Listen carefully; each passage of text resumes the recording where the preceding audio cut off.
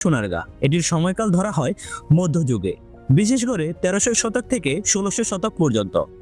এটির অবস্থান নারায়ণগঞ্জ জেলায়। সোনারগাঁ ছিল একসময়ের বাংলার রাজধানী এবং আন্তর্জাতিক বাণিজ্যের প্রধান কেন্দ্র। বিশেষ করে এখানে তৈরি হওয়া মসলিন কাপড় ছিল বিশ্ববিখ্যাত।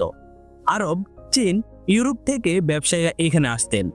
দ্বিতীয় ইলিয়াস শাহ, ফখরুদ্দিন মুবারক শাহের মতো শাসকরা সোনারগাঁয়ের রাজধানীকে গড়ে তোলে। এটি ছিল সংস্কৃতি, ধর্ম, সাহিত্য আর বাণিজ্যিক মিলনস্থল।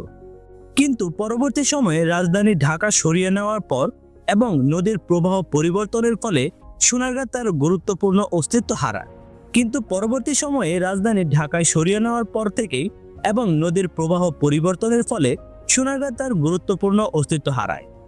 বর্তমানে সোনারগাঁ রয়েছে লোকশিল্প জাদুঘর, পানামনগর এবং প্রাচীন স্থাপত্যের জন্য নিদর্শন স্থান। প্রতিনিয়তই হাজার হাজার মানুষ এই শহরটি ভ্রমণের উদ্দেশ্যে আসে।